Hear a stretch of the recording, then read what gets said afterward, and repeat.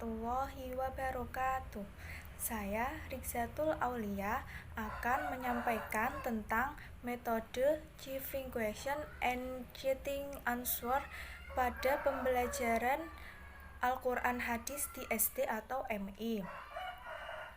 Pembelajaran adalah proses yang bertujuan, proses kerjasama, dan proses yang kompleks.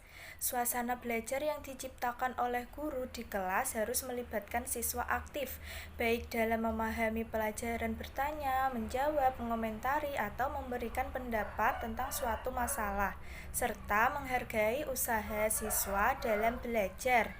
Walaupun pada akhirnya hasil yang diperoleh belum maksimal, tetapi seiring dengan berjalannya proses terbaik dan siswa mau berpikir serta mengerjakan sesuatu dalam belajar, maka pembelajaran pada saat itu akan memungkinkan siswa menjadi pembelajar seumur hidup.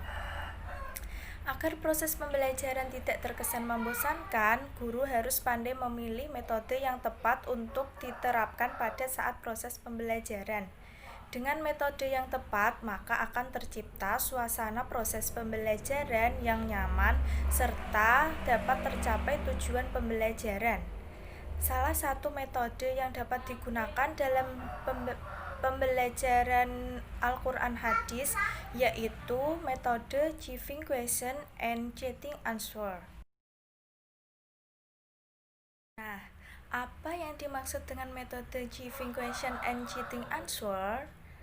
Metode sendiri yaitu cara yang di dalam fungsinya merupakan alat untuk mencapai suatu tujuan. Sedangkan metode Giving Question and Getting Answer adalah cara mengajar atau cara menyampaikan materi pelajaran kepada siswa untuk setiap pelajaran atau bidang studi dengan memberikan pertanyaan dan mendapat jawaban.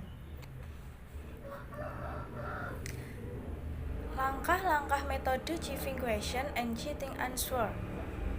1. Membuat potongan-potongan kertas sebanyak 2 kali jumlah peserta didik. Yang kedua, meminta setiap peserta didik untuk melengkapi pernyataan berikut ini. Kertas 1, saya masih belum bisa paham tentang. Kertas 2, saya dapat menjelaskan tentang.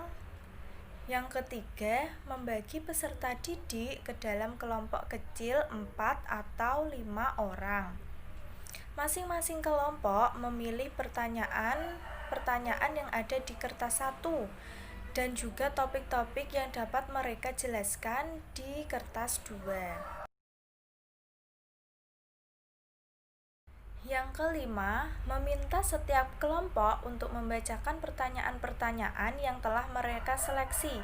Jika ada di antara peserta didik yang bisa menjawab, diberi kesempatan untuk menjawab. Jika tidak ada yang bisa menjawab, guru harus bisa menjawab. Yang keenam, meminta setiap kelompok untuk menyampaikan apa yang dapat mereka jelaskan dari kertas 2. Selanjutnya, minta mereka untuk menyampaikan kepada teman-temannya. Yang ketujuh, melanjutkan proses ini sesuai dengan waktu dan kondisi yang ada. Yang kedelapan, mengakhiri pembelajaran dengan menyampaikan rangkuman dan klarifikasi dari jawaban-jawaban dan penjelasan peserta didik. Adapun kelebihan metode Giving Question and Getting Answer. Yang pertama yaitu susunan lebih menjadi aktif. Yang kedua, anak mendapat kesempatan baik secara individu maupun kelompok untuk menanyakan hal-hal yang belum dimengerti. Yang ketiga, guru dapat mengetahui penguasaan anak terhadap materi yang disampaikan. Yang keempat, mendorong anak untuk berani mengajukan pendapatnya.